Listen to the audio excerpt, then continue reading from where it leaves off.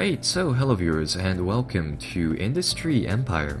I'm your host Pipiju Chu and welcome to a bit of a let's try video. And as some of you guys may have noticed, Industry Empire here is a business management, or in other words a tycoon game, which has appeared on Steam's strategy and simulation tabs recently.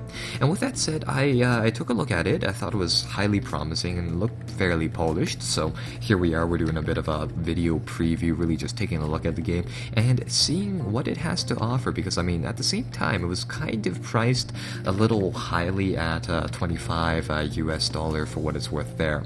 Anyhow, going off of the title of the game, Industry Empire, it's very reminiscent of games like Capitalism and Capitalism 2, in which you have effectively free reign over this map, if you will, to set up production queues of varying resources, starting off with farming goods, moving up to high-tech computers and automobiles and stuff like that later on there. And the game features 3 of these free-to-play maps, and these are of course developer created sort of preset maps like that. And the game also features 6 initial scenarios, and I say initial scenarios mostly because I'm not sure whether or not we can perhaps unlock new ones as time goes on there.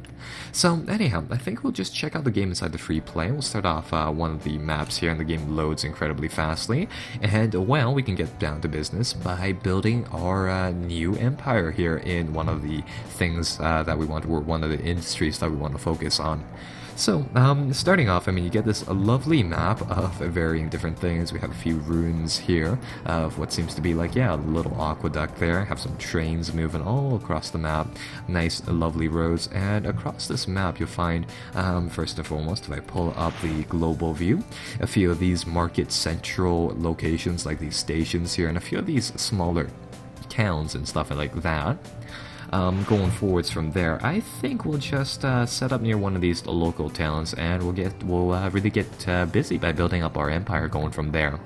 So inside the game, how you really build things and how you manage things is it's based off a system of buying some land first and foremost, and you want to buy land of just effectively wherever it's available outside of these red zones around towns and roads and stuff and such like that. After you buy the land, of course, you can build your buildings, and once you build your buildings, you can set up the road networks and how you want to ship things, and the game really just goes from there. So with that said, let's start off by buying a large section of land, and we'll see what we can do going from there. The game's system for doing this, it's kind of finicky at the same time, so this might take a bit of work in setting up. And the thing about this game is that the first batch of land that you buy is free, so I just want to make this as big as possible. Later on, it's horrendously expensive to buy land from like wherever it's available, really. So I'm going to try to make this a fairly big portion, big enough that the game won't say, "Hey, you're buying too much" at the start, but nonetheless a huge chunk like that. So once we do that, what we can do here is that first and foremost, as you see on the mini-map there, it'll highlight this area in green, indicating that it's ours. I'm going to put down a little location marker so that we can jump to this location in due time, and that'll be useful once we get to some of the bigger stages. And what I'm going to do furthering that is that I'm going to build a logistics center so we can have a place to store goods and send trucks to and from locations. And I'm also going to build a few residential houses and a few water and solar panel pumps. Oddly enough, inside the game you need to house your workers as your own type of thing, and you also need to supply your own electricity and water. So with that said, we'll need to build a few of these things just to effectively keep production going on. And I'm just going to quickly buy a whole bunch of these utility buildings here and there. Some of these buildings, like I believe the logistics center, obviously need to be connected to the road network. So what we can do here is that we can click on them, click on a bit of road, and we'll get those set up like that. Over here we'll do the same thing with the houses. Some of these buildings don't require doing this. So for example, I'm not sure if the water pumps and all that do require it, but we'll connect them anyways, provided that they can be connected here nice and easily. There we go. And the roads aren't bad looking. Sometimes they glitch out though. So we'll let those buildings get underway and get built. In the meantime, we can check out some of the things that we can currently produce. Namely, at the start of the game, it would seem as though you have an option of doing either farming or poultry at the start of the game, and of course later on we can do some research to unlock some of the new things. And with that said, it might be time to check out the current market inside the game and really just see what is available currently. So, I mean, from the looks of it, currently we have, just 3 goods. We can either do potatoes, wheat, or chickens, and these will have, of course, their own average minimum and maximum prices and their demands amongst other things here. But as opposed to most games, how you actually effectively sell things to different people inside the game is that you queue up and order. So, for example, the city of Tannersby over there wants 29 chickens, and they'll pay $9.54 per unit there, and they'll have their own end date for this offer. So we have to, if we decide to accept this contract, they'll need 29 chickens by September 19th, 2014 there, and there will be a bit of a penalty if we don't fulfill that in due time. So so the game works off of a system of orders there. Starting off, what we want to do is I want to effectively get rid of all these flashing alert icons, so we'll need to staff up our areas here with people managing the water pumps and the solar panels there. From the looks of it, my mistake, I bought 2 solar plants instead of a water pump, so we'll put down one of these instead. We'll let that build. In the meantime, we can get some of the farming set up. And as you can see, these farming plots are quite large, so yeah, there's an element of managing the space that you have inside the game as well there, of course. I'm gonna see whether or not we can perhaps jigsaw puzzle and fix it and fit these in nicely. From the looks of it, I think the best option would be to do, say, 2 big farms like that inside the back. Water pumps coming along nicely, and what we can do here is we can connect this up to the road network once again. Not really sure if these road networks can go through buildings, but as you can see, I mean, you can connect roads to varying different locations like that. Just in case, what I'm going to do here is that I'm going to build a road that branches off like that. So that'll get this area set up, and that'll allow us to produce some wheat and potatoes later on. Water pump is completed. We can hire a few more people here from the residential areas, and we can put them to work at the water pump, and that effectively gets this area set up. Later on, we'll probably, we will indeed use 2 water pumps and 2 solar stations. So I think we'll just cap those off right now, and what I'm going to do here is that I'm going to put the game on the high speed, let them build up their things like that. Hire a few more workers, and I'm going to staff these pumps here just like that once again. These farms will require 4 workers each, so we can fill up another residential house like that. We can staff these people up to its maximum. And as you can see, each and every single one of these buildings use up a select amount of water and electricity. Once we have these areas going on like that, we can queue up, say, 1 produce for them to make. So for example, I'm going to get both of these areas to start to produce potatoes.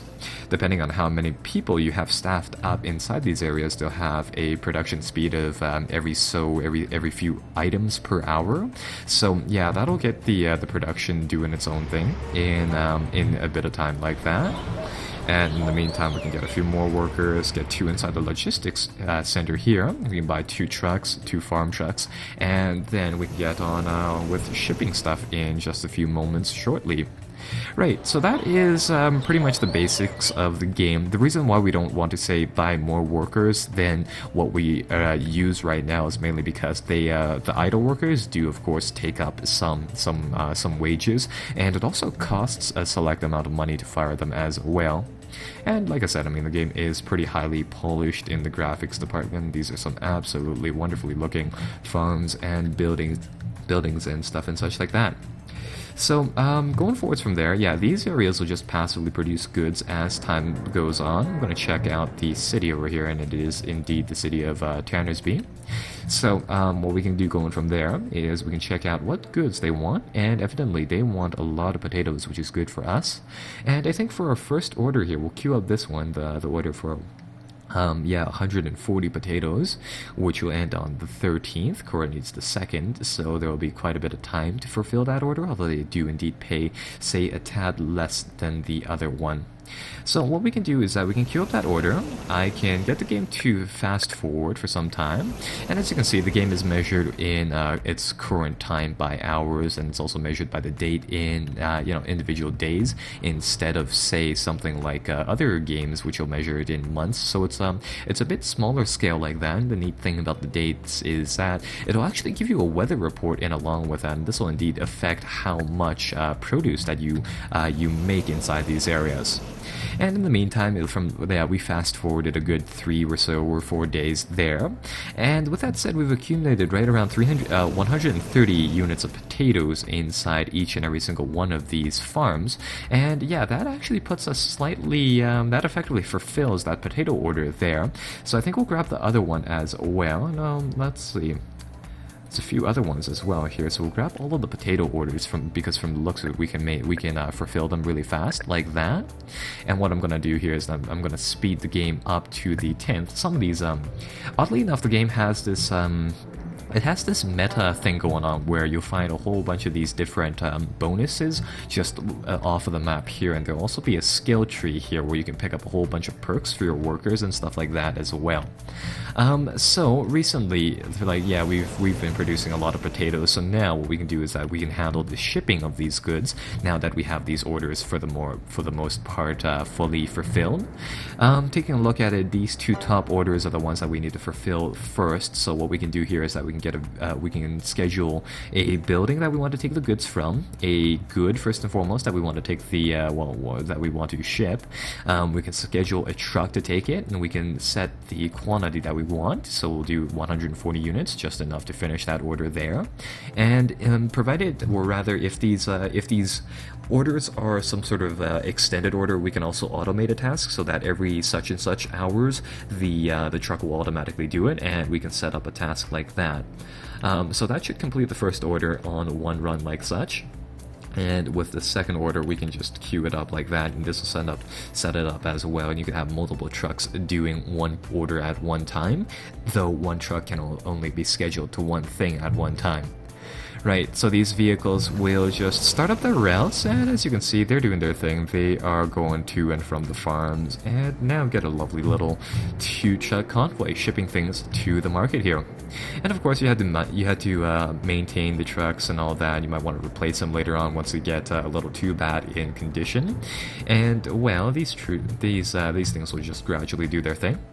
So, in the meantime, from the looks of it, yeah, we have $23,677. If these trucks get to this marketplace, it should first and foremost meet the demands of the marketplace. Our cash jumps up by a tad amount, and well, it'll finish up that city demand. And I believe once you complete all of the city demand goods there, it'll, I believe, jump up the town here, and it'll grow and it'll do its thing there.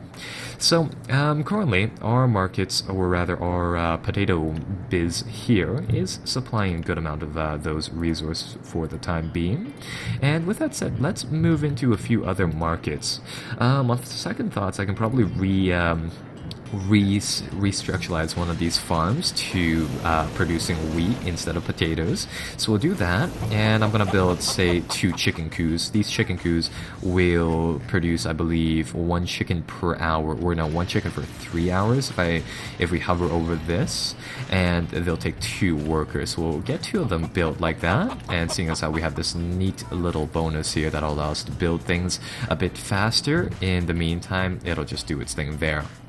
So that's pretty much that. In the meantime, let's see, what can we do here? We can level up a few perks as well. That is more so the secondary thing, because it doesn't give you terribly large bonuses, is what I'd say. There, the research staff, from the looks of it, we don't have any particular technologies open just yet, so that'll just be that, and I believe over time more things appear there. We can probe some areas for doing some mining. Yeah, these bonuses are just fine for exploring the map and seeing what is here and there. We can also probe locations to get ready for mining. So with that said, we can probably send something over here. This will just list off a whole unknown amounts of research or resources here. I believe once you get into some of the other buildings, those things will be a bit more clearer as time goes on. Currently though, I want to get this chicken farm going on. Right, so again, we hire, I think, yeah, 4 more people. There we go. Yeah, that's right. Get these places staffed up, get them producing chickens, and we can connect them to the road network once again. And that'll be just that. So now we have this lovely system that should be able to fulfill practically whatever the town over there wants. So we'll get the game speed to go forwards a bit more, and in the meantime we can just effectively send a convoy of stuff over there to Tannersby as more of these goods are produced. Yeah, so for example, chickens are being produced now. They produce 0.33 units per hour, so they take a bit more time to make, but of course they're more, say, valuable than some of these other goods here. We probably have some time to do this. Oddly enough, you don't actually supply, you don't say store things inside the logistics center in the strictest sense, although this does impose a cap on the goods that you have there. So yeah, that is one thing there. I'm going to speed up the time for a few more days. I'm just going to let those goods accumulate for some time. And the weather will indeed actually affect how many goods you produce here. I think the game's tutorial says explicitly that there may or may not be, say, some droughts present, and when droughts come forth, there will be a building called a water treatment plant and a few, I think, water silos that you need to use there. So I mean, yeah, the weather does have an effect like that. Moving forwards, let's see. We have a lot of leeway actually to fill up these contracts. So we'll wait a bit on that. We can queue up a few of these orders for wheat and some other stuff in the meantime. I think we will. And well, let's get a few trucks going here for a few of these goods. So we'll get them to queue up their maximum amount of goods. We'll send that forward. We'll get the other truck to do its thing there. We'll send it forward. Likewise, later on, oh that's right, we'll need to buy a animal truck for the other one, so we'll get a vehicle set up for that. And in general, it'll be a bit of a management type of thing, like such. We can currently only have 2 vehicles on the road at one time.